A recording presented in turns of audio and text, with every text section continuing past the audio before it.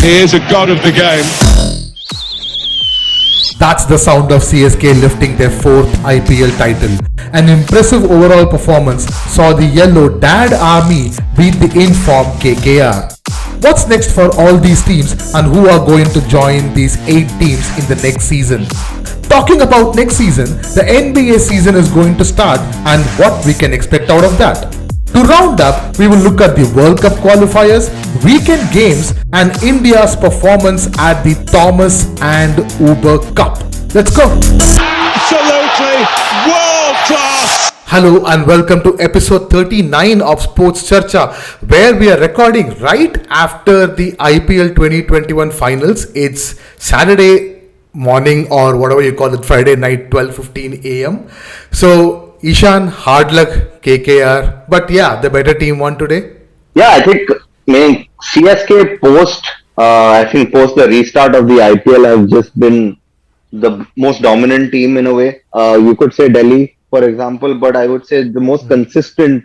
And we spoke about this previously and also independently of this podcast as to how experience counts for something. And the national pension scheme is one of the best investments in the world. And it paid off right now because, a great first inning score, 192 is a huge target for a final, and KKR just didn't have the weaponry to match it. But I think you saw the game ball to ball. What were your thoughts about this game? Could it have gone the other way? Not much. Actually, CSK didn't put a lot of things wrong in this game. In fact, they even lost the toss. It was Morgan's decision to bowl first, and everyone thought that's the ideal thing to do. Previous 5 out of 6 games in Dubai has been won by teams chasing. In fact, this IPL towards the end of this IPL, we saw a lot of times teams chasing won the game more than the team setting. So everything went right for KKR in the beginning of the game. But I believe their bowling wasn't up to the mark, and to be fair, Faf and Rutraj continued their impressive form throughout the season. Rutraj eventually won the orange cap, and I saw an interesting stat that this is only the second time in IPL's history, in 14 years of IPL, that a team with an orange cap holder won the tournament. Only the second time. Oh wow. And the first time was back in 2014 when Uttapa did it for KKR. So that was a pretty interesting stat I was looking at.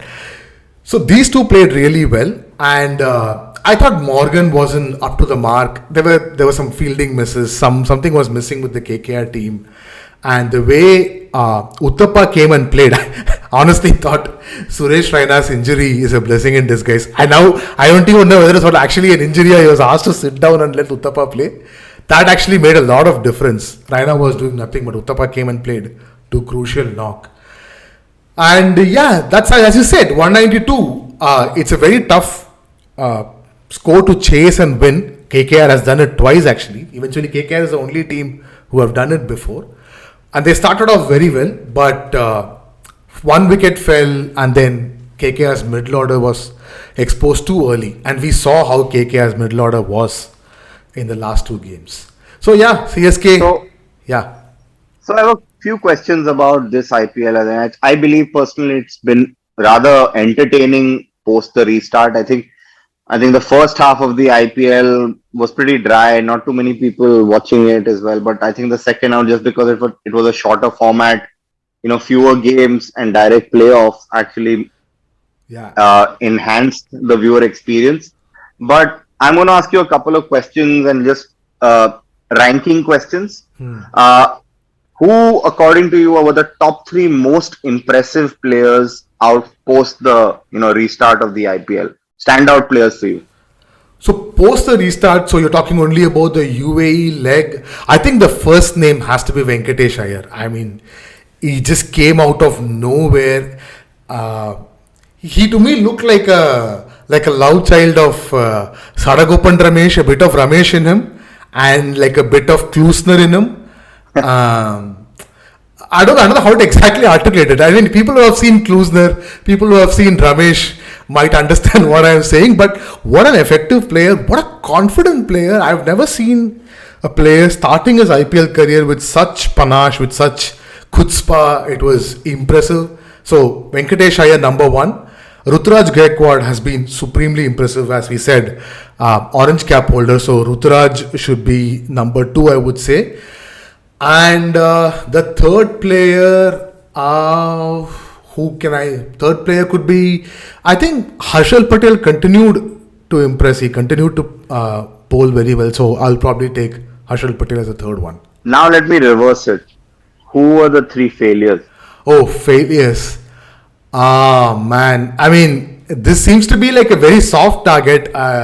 This guy gets bullied a lot online. I feel sorry for him for that. But Hardik Pandya was a big failure.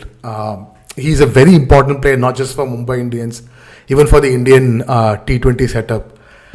Seeing him not completely unleashing his potential is a little disappointing, a little frustrating at times. So to me, he is on top of the list only purely because of what he can do. Like, his potential is enormous and feels like he's not realizing it.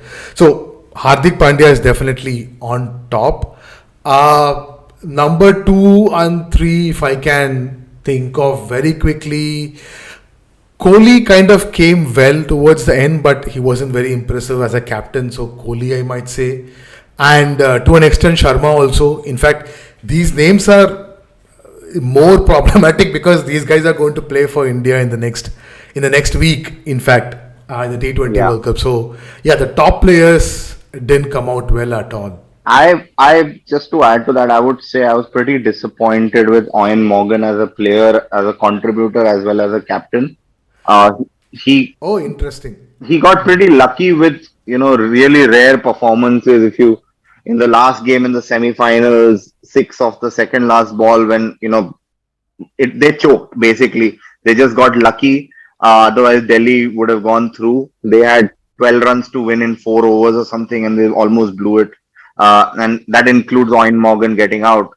And today, as you mentioned a couple of minutes ago about fielding error, fielding placement errors, etc.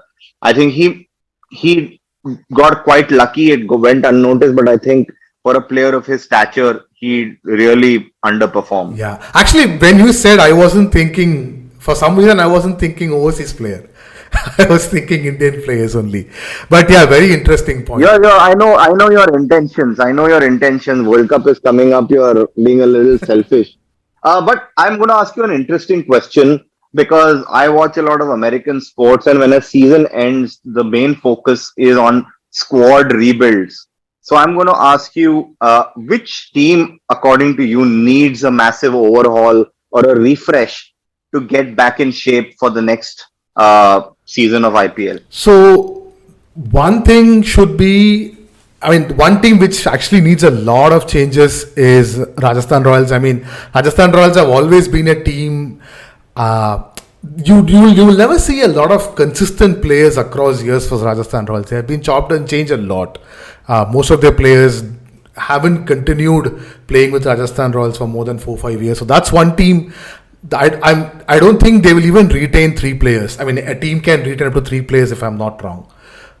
So I don't think they will even retain 3 players. Probably 1 player maybe, but so they will probably be the team that will go for the maximum overhaul. Other than that, CSK needs a massive overhaul in the sense that a lot of these players are 35 years old. They have done exceedingly well. The results show for itself.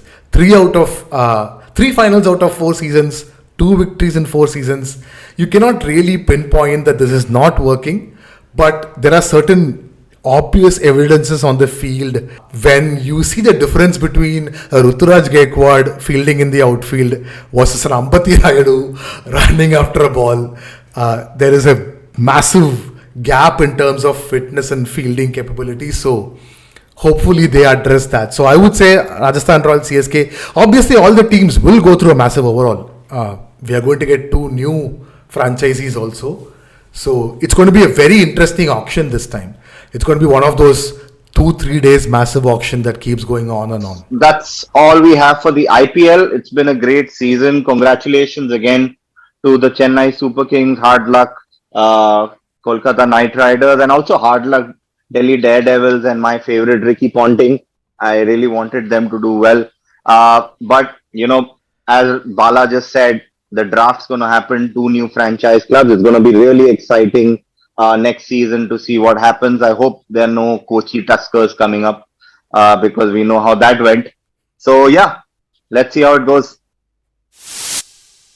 So the NBA season is about to start in 3 or 4 days. In fact, the preseason games are almost over, or maybe it's over. By the time you're listening to this, maybe it's all over. So, Ishan, any interesting news that came out of the preseason? Any team looking good? Any player looking good? So, what can we expect? So historically, preseason games are treated like warm-up games, and not treated very seriously. I think most of the players actually say that they don't want to show their true form till the regular season starts.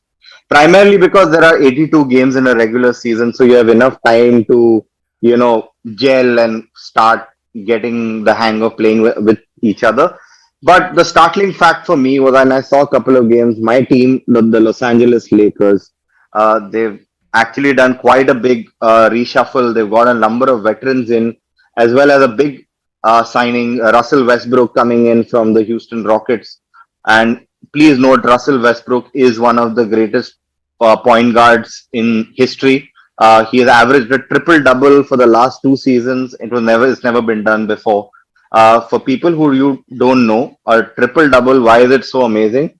It's somebody for 82 games in a season averages double-digit points, double-digit assists, double-digit rebounds or steals.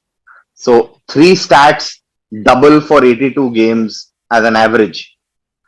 So Oscar Robertson did it first, and Russell Westbrook has beaten him easily.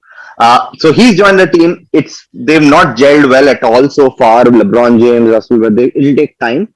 So they've actually not won a single game in the preseason. So they're 0-6. But I think the big topic for this preseason has not been basketball on the court. It's been about certain players refusing to get vaccinated due to religious reasons or due to certain other beliefs. And I think I am very proud and very happy that the NBA has taken a serious stance on this and made it very clear that if you are not vaccinated, you will not be allowed to play any regular season game or not even attend any preseason or training for the team. And I think this is a very bold step, especially when you look at how things are, how adoption has been taking place with regards to vaccinations in the United States. So I applaud it. But a lot of teams, especially the Brooklyn Nets, with regards to Kyrie Irving, who's not been allowed to enter any training facilities, he might be let go of due to his stance. We don't know. So this might create a lot of ripple effect in the NBA for reasons not basketball, which is strange, but it adds a lot of drama for the season coming up. So yeah, I think that's my quick update for the NBA. A lot of news and updates will actually start once it starts mattering. Right now, it's all off the basketball court. So that's about it for the NBA updates for this week. When the season starts, we will keep giving you regular updates as we move along. Now, in the next section, we will talk about the international football. Yes, the World Cup qualifiers. So the World Cup qualifiers rounds have ended. Many teams played 3 games, some teams played 2 games. So it's all well heating up right up the top. In Europe, Germany and Denmark have already qualified for the 2022 World Cup. Yes, with Qatar, now we have Germany and Denmark confirmed to be playing in the 2022 World Cup. Ishan, Denmark absolutely bossed it. I mean, bossed it would be an understatement because they bossed it in attack as well as in defense. Their record is, 8 games played, 8 games won, 27 goals scored, 0 goals conceded. Meaning Wow. let's not get carried away. It's European qualifiers. You can have an easier group, but still, not conceding a goal for 8 consecutive games is impressive. I have a question back to you for Denmark. Do you think this means anything with regards to Denmark at the World Cup? Can they do something? Well, Denmark has always been the New Zealand cricket team of the 90s. They will always do well in the group stages. They'll always be in the round of 16. Hardly ever they reach the round of 8. But never gone beyond that. So there will be a good addition to the World Cup. Like Denmark, as you all know, over the last 5-6 months have become a bit of a crowd favorite, a neutral favorite. So having them in the World Cup will actually add a lot of color to the World Cup, and they're actually a very good team. So I'm not sure whether this will turn into an impressive performance in terms of results in the World Cup, but you will have some very good games against Denmark. So I'm looking forward to that actually. And let's move over to the other team that qualified, Bala, Germany. From the low days, literally and figuratively, a, a couple of years ago, post their World Cup triumph, they've almost had a rejuvenation under Hansi Flick. A lot of they're playing better football. They're defensively a little more solid, and you've got Muller coming back from almost like retirement because Joachim Low had lost faith in him, and he's back in the side, and he literally scored the winner in the last game. What do you think about German? They're the eternal dark horses for every World Cup. Would you still pick them as one of the favorites? Based on how they played the last 3-4 games, the last 3-4 qualifiers, you will have to keep them. You can't let them go. You will have to keep them in and around that favorites area. They're still not as favorites as I would say a France or a Spain, but they are coming up there. You can see that trajectory. And once again, Hansi Flick gets into a team, a broken team, brings them all together and suddenly makes them world beaters. We will probably see an emergence of Timo Werner. Hope he transforms that form into his club form for Chelsea. But there seems to be a bit of a confidence in Werner. He scored about 2-3 goals in that 2 games. So yes, Germany are looking very good, and Hansi Flick is an exceptional coach. I'll watch out for Germany. Definitely watch out for Germany. Any other games, Bala, that caught your attention? There was a couple of games that took place in South America. Mr. Universe, or should I say Mr. I will retire post the World Cup. Neymar got some goals under his belt and with a 4-1 win for Brazil. But anything else that caught your attention? Brazil drew their first game in the qualifiers. I mean, they have had the perfect result so far. They have played 9 games or 10 games. They drew won everything else. It was against Colombia, a very rare 0-0.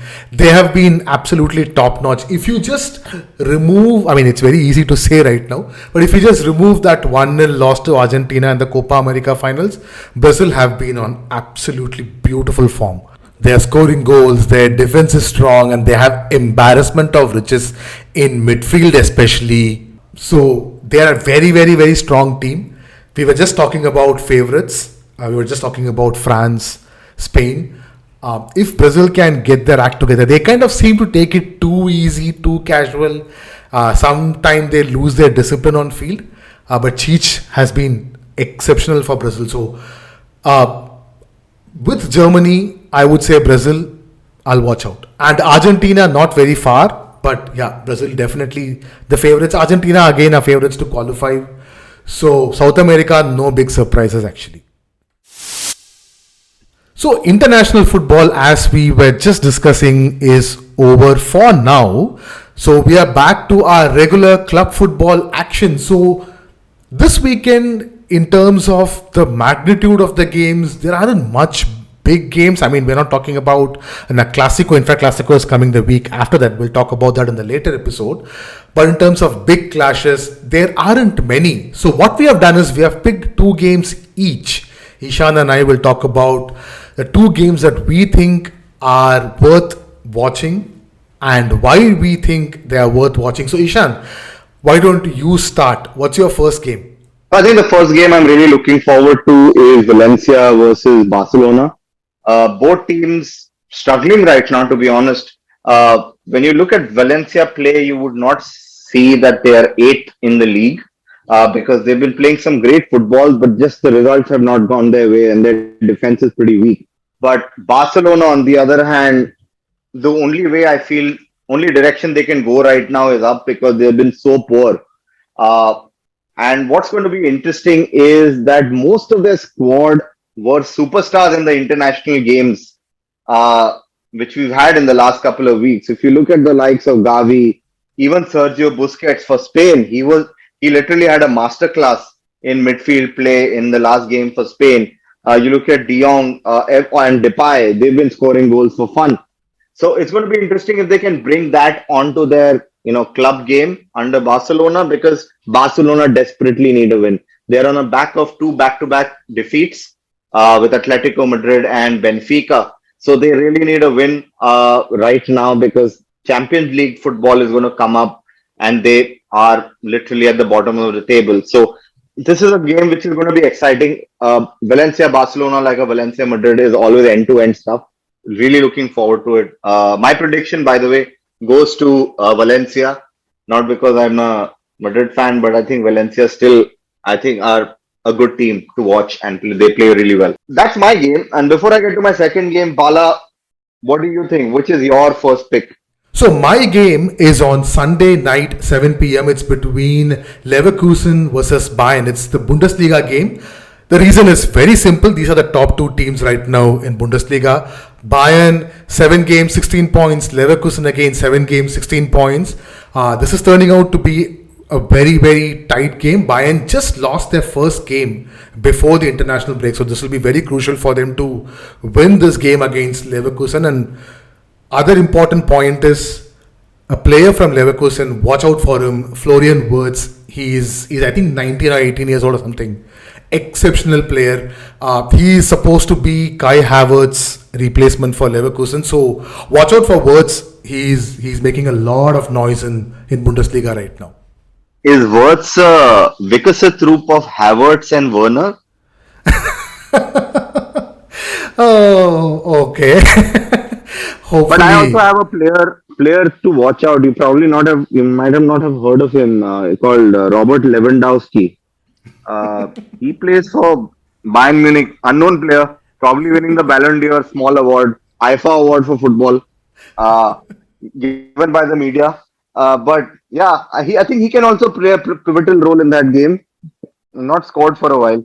Yeah, to finish off my picks for this weekend, not too many games as Bala said, but I think I would go for Roma versus Juventus because I would purely base it on the importance of history, because both teams are not playing that well. So I have to rely on, that's the great thing about Italian football. You can always fall back on history when the current situations are not very good. So Juventus, actually, to be very fair to them, are on the up. As predicted, as usual under Allegri, they start off very poorly and then they get their act together. So they've got a bunch of wins on the trot. Roma, on the other hand, started off like a rising phoenix, but now somebody's doused the flames and they're on their way down, typical Mourinho style. So they're both, going back to normalcy. I expect a Juventus win, but it's going to be interesting because you always have a Mourinho factor in that game. And for me, Mourinho versus any big club is a game to watch, because either way, Mourinho will make something interesting. If Roma's getting thrashed, he'll punch Allegri in the face. 2-foot tackle Chiellini and his season, something. Or if he's winning, he'll run across the pitch in front of Allegri and slide. You never know. So it's going to be entertaining. There's an interesting history between the Juve crowd and Mourinho. So that will also be an interesting thing to watch out for. So Bala, quickly, what's your second pick? Just before going to my second pick, quickly, the 3 games that we talked about all are on Sunday night. Leverkusen Bayern is at 7 p.m. Juve Roma and Barca Valencia both at night, 12:30, like technically Monday, but Sunday night. My second game, or the last game of this round of weekend games to look forward to, is again a Serie A game, but this time it's between Lazio and Inter. So the reason why this is a great game is, again, Lazio, it's Maurizio Sarri. Again, he has an history with all the north side clubs, all the Milan clubs and all the Turin clubs. So that is one interesting matchup to look forward for. And see, it's the two big cities in Italy. It's Rome versus Milan. It's always a big thing when these two, or the teams from these two cities, clash. And also Inter have had a very good start so far, so they will look forward to continue their impressive form. Lazio didn't follow up with their impressive win against Roma in the Rome derby. They lost to Bologna. So they will look forward to shake that off and start this session, this club's football period with a winning note. So that is my second game. That's on Saturday night 9:30. Well, technically tonight it's Saturday 12:44 a.m. So technically tonight 9:30 p.m. So watch out for all these games, guys. Leverkusen Bayern is in Sony, I believe. Remaining all three are on Voot. So watch out for these games, and we'll talk about these games when we come back on Monday. Okay, enough of football, enough of cricket, enough of NBA. Let's talk about badminton, especially the Thomas and the Uber Cup. For those who don't know what is the Thomas and Uber Cup is, it's a biennial badminton tournament, pretty much the Davis Cup of badminton where countries play against each other. So India, we have both men's and women's team participating in this. Women's team, they qualified for the quarterfinals out of the group stage, but unfortunately lost to the defending champion Japan, so they are out of the tournament. The men's team have qualified for the quarterfinals. They were in a group with China, who are the defending men's champion. So India will be playing their quarterfinals. So hopefully we will get to see them finish in the podium. Now this is live on Star Sports and Hotstar. So badminton fans, do look out for this. If you want to know any major names that are playing in the men's team, we have Sai Praneeth. People who watched Olympics, who followed Olympics, will remember Sai Praneeth. So he is there playing. So let's make sure we watch and we support and we cheer for our team. So all the best, India. Do well in the Thomas Cup. Alright guys, that's about it for episode 39. I am actually in a very good mood thanks to Chennai Super Kings. Hopefully this mood continues forever, at least for the end of this week, and then we'll see what happens in the next week. Ishan is giving me that you are dead to me look. This is luckily for me and unfortunately for you guys, this is not a video podcast. I think this is destiny because, when we started this podcast, it just turned out that Bala's a Barca supporter, I am a Madrid supporter, and the IPL finals happened between his team, CSK, and my team, KKR. So I think we always kept it entertaining, and hopefully we have many more such finals. But yeah, have a great weekend, guys. Happy Dussehra to all our Indian listeners. And we'll see you on Monday with all the Premier League and all the Serie A and La Liga results and many, many more sport updates. So have a great weekend, guys. It's bye from me, Ishan, and bye from Bala, guys. Have a great weekend. Bye-bye. Thank you everyone for listening. If you enjoyed what you heard, please make sure you hit the subscribe button, and also please, we are literally begging to rate our podcast on whichever app you are listening to. It not only helps us, but also helps new listeners to find our podcast easily. You can also reach out to us on Twitter and Instagram @SportsCharcha. A big shout out to the Jam Room Audio for our theme music. You can follow the Jam Room on Facebook @the Jam Room Audio. Bye!